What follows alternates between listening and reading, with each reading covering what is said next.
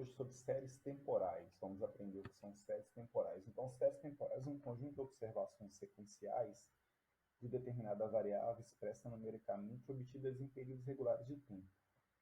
Então, essas observações elas são contínuas e a principal característica é a sua vinculação com o tempo. Então, nós temos no eixo Y o tempo e temos a variação da própria variável.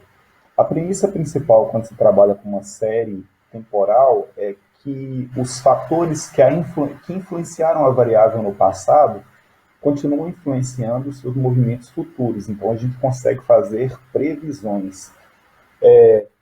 E aí a gente vai estudar esses fatores, né, que podem tendenciar uma série. O gráfico de séries temporais, aqui como eu falei, então a categoria Y, o tempo, e a gente vê aí a variação, é um gráfico bem simples.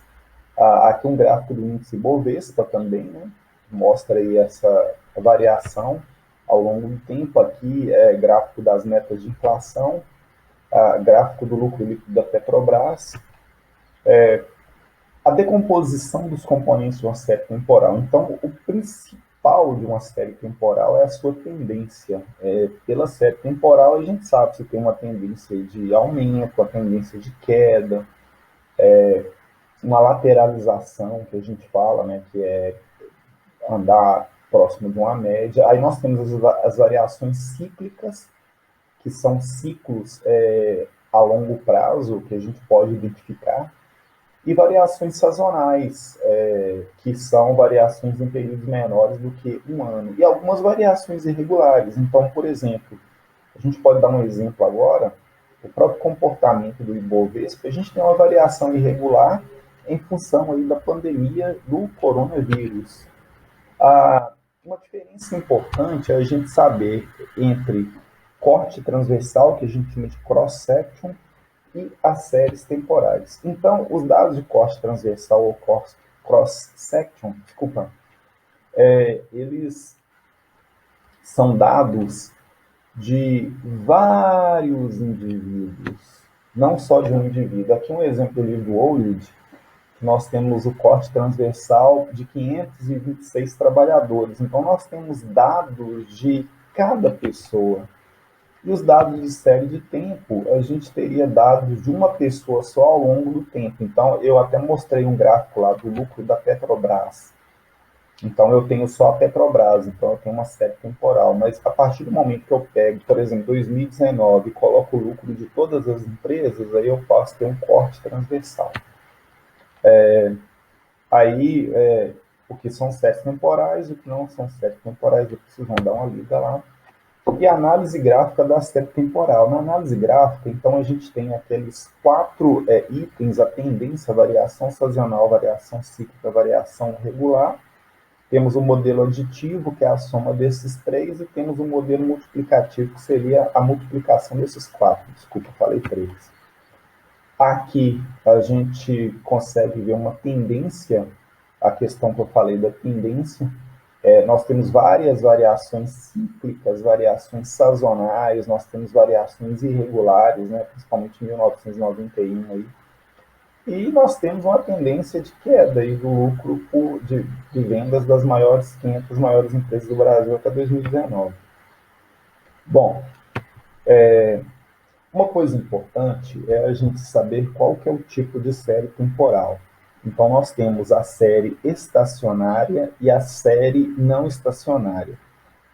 O que é a série estacionária? O próprio nome fala, está estacionada. É quando o movimento de tendência ele não é significativo ao longo do tempo. Ou seja, apesar de nós termos aquelas variações cíclicas, variações irregulares, essas variações elas estão flutuando em torno de uma mesma média ao longo do tempo, ou seja, não são significativas, não conseguimos ver uma tendência clara. A série não estacionária é o contrário, é quando a gente tem um movimento de tendência significativo de crescimento ou decrescimento. Aqui um exemplo de uma série temporal estacionária, a gente bate o olho já tem uma ideia, e aqui um exemplo de uma série não estacionária, que a gente tem um movimento aí de crescimento, apesar da correção ali no final da série. Como verificar a estacionalidade de uma série? Então, continuando a nossa aula, é bem fácil verificar a estacionalidade ou não de uma série. Nós podemos usar alguns modelos da econometria, como raiz unitária, causalidade de Granger, mas aqui a gente vai usar a questão de uma correlação não paramétrica. Então, o que a gente vai pegar? A gente vai pegar, eu estou colocando aqui o exemplo de vendas, de um gráfico de vendas, uma série temporal de vendas. A gente pega as vendas nominais, depois ordena essas vendas, classifica essas vendas do menor valor para o maior valor e roda uma correlação. Então, se esse coeficiente de correlação, o R, encontrado for negativo, então a série é estacionária. Ou seja, há uma tendência de girar em torno da média. Se ela for positiva, significa que o movimento de tendência é não significativo ao longo do tempo. Então, é muito importante testar a estacionalidade, porque olhar apenas o gráfico pode nos dar uma impressão errônea.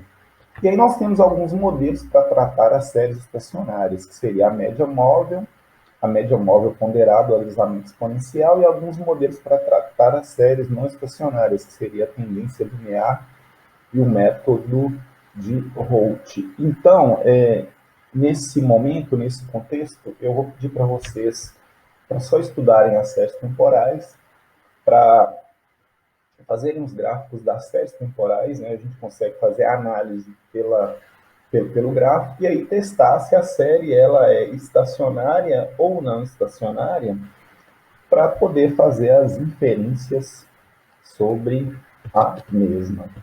Ok, gente? Então, é isso.